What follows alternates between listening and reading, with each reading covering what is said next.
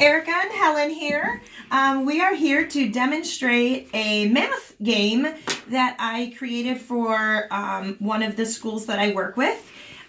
This is working on one-step word problems through a variety of ways. So some of the math skills that we've been working on being able to identify what's necessary in the word problem, identify what the question is they're asking, and then for this particular school, they also wanted to work what type of diagram or model are you using. So whether you're wanting a student to do models or anything like that, diagrams, it's still a really fun game that you guys can play to work some of your math skills outside of a official RPM one-on-one session. So Helen and I are going to demonstrate this Valentine's Day puzzle game that we have. So here what you have is you have the different puzzle pieces, and on the back side you have the word problem. So we're going to go ahead and Helen's going to show, and I'll talk about some of the adaptations and other skills that you can work with your student as you're doing it. So in Helen's case, obviously she could maybe do some of it a little bit more on her own, but for your student, if you need to work through it more with them step by step, you can do that as well. I'm going to go ahead and let Helen just solve this one. So first your student is going to read it, or you read it to them. Do you want me to read it, or do you want to read it? No, I need to read it. Me? Yes. Okay, so I'll read it like you would read it to your student. So Sarah baked 255 cookies for the Valentine's party. Sam cooked 55 less than her. How many did Sam bake? Now again, if you are working some of those math skills, the first thing you could say to your student is, okay, what are some of the things you know? So what are some of the things we know? And again, you can use the choices, the letterboard, whatever modality your student uses. So Sarah had baked 25 cookies for the Valentine's Day party. So we know 255 cookies is the what? Total. The total amount of cookies. Good. And then what else did we know?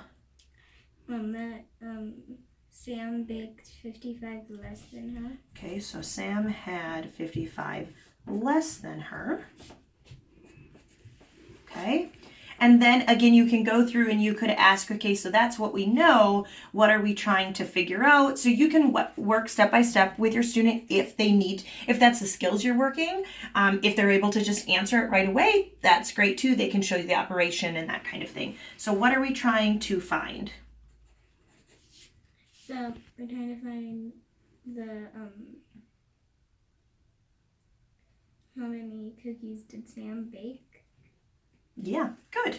Yep. So how many cookies Sam made? Okay. So we're the numbers. So we know these numbers. Do you want to do a model, or you just want to come up with a number sentence? Let's do a model. Okay. So what model do you want to use?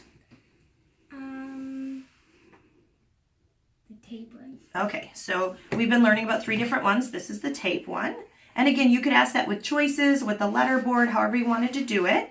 Okay, so what number would we put up here as our total, or our whole number? 225. 255, good, yep. And then what goes here? This one would be 55. Yep. And then the other one would be a question mark because we don't know. Right, exactly. So, okay, so now what are you going to do? So, if we don't know one of the numbers that adds up to the bigger number, we subtract. Exactly, yep, so you're going to subtract. 255 minus, okay. And then 5 minus 5 is 0. Yep. And then 5 minus 5 is 0. Good. And then 2 minus nothing is 2. Good, exactly.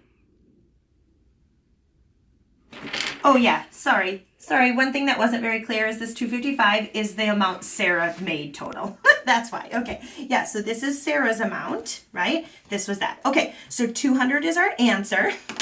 Okay, so now, because we've solved it, you can write it for your student. If they can write, they could write their answer on here if you want. Again, it's another way to work the writing skill if that's what you're also trying to write. You can write 200 if you want. You could also write your number sentence. It doesn't matter. You could do any of those skills that you're trying. Once the student has solved that word problem, then they're going to take that particular piece, looking at the answer, and they're going to match the picture portion upwards to the answer they just found. So the picture portion. I found 200, and there's a 200 right here, so I would put it right here. Exactly. And some of the accommodations you could make, this is a great way to work purposeful movement for your student. Something that is not just the letterboard. So taking some of those skills, the first thing you could work is if you're trying to work a little bit of flat board work, you could say, okay, where are we going to put this 200 picture, and try having them touch it flat. You could try that if that's a skill you're working. You could try having them take it and put it on the 200 if that's a skill you're working. The other thing, though, is if you want them to work the skill of putting the actual object on, but they're not able to do it flat, the accommodation you could make is bring it up to their eye level, just like we do with the board. And then all we simply do in those cases is take a piece of rolled up Scotch tape and put it either directly on here or on the picture, it doesn't matter.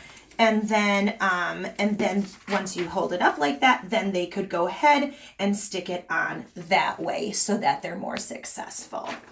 So then you go through and you have your student fill out every, answer every single one.